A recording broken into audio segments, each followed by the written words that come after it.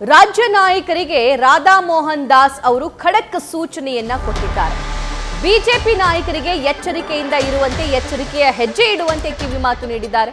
ನಿನ್ನೆ ನಡೆದಂತಹ ಬಿಜೆಪಿಯ ಸಭೆಯಲ್ಲಿ ನಾಯಕರಿಗೆ ಸಲಹೆ, ಸೂಚನೆ ಮತ್ತು ಅವರಿಂದ ಉತ್ತರ ಪಡೆದುಕೊಳ್ಳುವಂತ ಕೆಲಸ ಕೂಡ ರಾಧಾ ಮೋಹನ್ ದಾಸ್ ಮಾಡಿದ್ದಾರೆ. ಮುಂದಿನ ಚುನಾವಣೆಗಳ ಬಗ್ಗೆ ಗಮನ ಹರಿಸುವಂತೆ, ಅಲರ್ಟ್ ಆಗಿರುವಂತೆ ಹೇಳಿದ್ದಾರೆ. ಕಾಂಗ್ರೆಸ್ ಗ್ಯಾರಂಟಿಗಳ ಕುರಿತಂತೆ ಗಮನ ಹರಿಸಿ, ಎಲ್ಲೆಲ್ಲಿ ಲೋಪದೋಷ ಆಗ್ತಿದೆ ಅದನ್ನ ಜನರಿಗೆ ತಲುಪಿಸುವಂತಹ ಕೆಲಸ ಮಾಡಿ. ಅದೇ ರೀತಿಯಾಗಿ ಮಹಿಳಾ ಮತಗಳನ್ನ ಈಗಿಂದಲೇ ಸೆಳೆಯುವಂತಹ ಪ್ರಯತ್ನ ಆಗಬೇಕು ಅಂತ ಹೇಳಿ ರಾಧಾ ಮೋಹನ್ ದಾಸ್ ನಿನ್ನೆ ಬಿಜೆಪಿ ನಾಯಕರಿಗೆ ಸಲಹೆ ಕೊಟ್ಟಿದ್ದಾರೆ. ಹೆಚ್ಚಿನ ಡೀಟೇಲ್ಸ್ ನಮ್ಮ ಪೊಲಿಟಿಕಲ್ ಕರೆಸ್ಪಾಂಡೆಂಟ್ ಮಧುಸೂದನ್ ನೀಡ್ತಾ ಹೋಗ್ತಾರೆ. ಮಧುಸೂದನ್, ನಿನ್ನೆ ಜಗನ್ನಾಥ ಭವನ ದೊಡ್ಡ ಪವರ್ ಸೆಂಟರ್ ಆಗ್ಬಿಟ್ಟಿತ್ತು. ಅದೇ ರೀತಿಯಾಗಿ ತುಂಬಾ ಜನರಿಗೆ ಢವಢವ ಕೂಡ ಶುರುವಾಗಿತ್ತು. ರಾಧಾ ಮೋಹನ್ ದಾಸ್ ದೆಹಲಿಯಿಂದ ಬಂದು ಒಂದಿಷ್ಟು ಸಲಹೆ ಸೂಚನೆಗಳನ್ನ ಕೊಟ್ಟಿದ್ದಾರೆ. ಹಾಗಾದ್ರೆ ಏನೆಲ್ಲ ಆಯ್ತು ಮೀಟಿಂಗ್ ನಲ್ಲಿ? ಪ್ರಮುಖವಾಗಿ ಸಭಾ ನಿನ್ನೆ ತಡರಾತ್ರಿ 10 ಗಂಟೆ 15 ನಿಮಿಷದ ತನಕ ನಡೆದಂತಹ ಮಹತ್ವದ ಸಭೆಯಲ್ಲಿ ಸಾಕಷ್ಟು ಮಾಹಿತಿಯನ್ನ ನೇರವಾಗಿ ರಾಧಾ ಮೋಹನ್ ದಾಸ್ ರಾಜ್ಯ ಬಿಜೆಪಿಯ ಉಸ್ತುವಾರಿ ರಾಜ್ಯ ಬಿಜೆಪಿ ನಾಯಕರಿಗೆ ಕೊಟ್ಟಿದ್ದಾರೆ.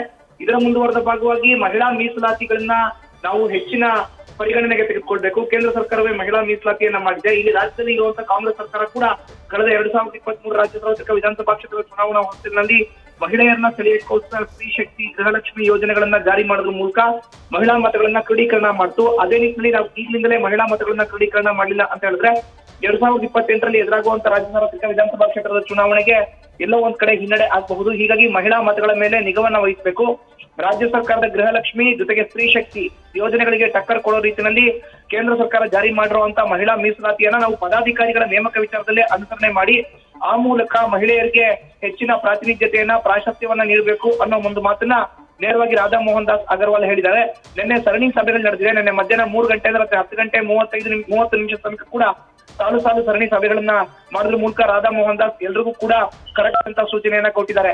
ಪ್ರಮುಖವಾಗಿ ಕಾಂಗ್ರೆಸ್ ಸರ್ಕಾರಕ್ಕೆ ಟಕ್ಕರ್ ಕೊಡಬೇಕು. ಯಾರೆಲ್ಲ ಪಕ್ಷ ವಿರೋಧಿ ಚಟುವಟಿಕೆ ಮಾಡ್ತಿದಾರೋ ಅದನ್ನ ಹೈಕಮಾಂಡ್ ನಾಯಕರು ಗಮನಿಸ್ತಾರೆ.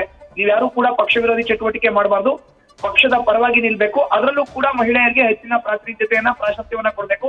ಸಂಘಟನಾತ್ಮಕವಾಗಿ ಇರುವಂತ ರಾಜ್ಯದ 39 ಜಿಲ್ಲೆಗಳಲ್ಲಿ ಬಿಜೆಪಿ ಏನು ಕೆಲಸವನ್ನ ಮಾಡ್ತಾ ಇದೆ ಅದರಲ್ಲಿ ಕನಿಷ್ಠ 10 ಜಿಲ್ಲೆಗಳಿಗೆ ಜಿಲ್ಲಾಧ್ಯಕ್ಷರನ್ನ ಮಹಿಳಾ ಮಣಿಗಳನ್ನೇ ಆಯ್ಕೆ ಮಾಡಬೇಕು. ಕನಿಷ್ಠ 5 ರಿಂದ 8 ಕ್ಷೇತ್ರಗಳಲ್ಲಿ 8 ಜಿಲ್ಲೆಗಳಲ್ಲಿ ಮಹಿಳೆಯರೇ ಜಿಲ್ಲಾಧ್ಯಕ್ಷರಾಗಬೇಕು. 45 ರಿಂದ 60 ವರ್ಷ ವಯೋಮಾನದ ಮಹಿಳೆಯರಿಗೆ ನೀವು ಮನೆಯಬೇಕು, ವರ್ಚಸ್ ಇರಬೇಕು, ಎಜುಕೇಶನ್ ಇರಬೇಕು, ಅವ್ರಿಗೆ ಶಿಕ್ಷಣ ಇರಬೇಕು. ಜೊತೆಗೆ ಜನರಿಗೆ ಗೊತ್ತಿರೋ ಅಂತ ಮಹಿಳೆಯರನ್ನ ನೀವು ಆಯ್ಕೆ ಮಾಡಿ, ಅವ್ರು ಯಾವ ಕ್ಷೇತ್ರದಲ್ಲಿ ಇದ್ರೂ ಕೂಡ ಪರವಾಗಿಲ್ಲ, ಕರ್ಕೊಂಡು ಬಂದು ನೇರವಾಗಿ ಅವ್ರನ್ನ ಜಿಲ್ಲಾಧ್ಯಕ್ಷರನ್ನ ಮಾಡ್ಲಿಕ್ಕೆ ಸಹಕಾರವನ್ನ ಕೊಡಿ ಅನ್ನೋ ಒಂದು ಮಾತನ್ನ ರಾಧಾ ಮೋಹನ್ ದಾಸ್ ಅಗರ್ವಾಲ್ ಹೇಳಿದ್ದಾರೆ.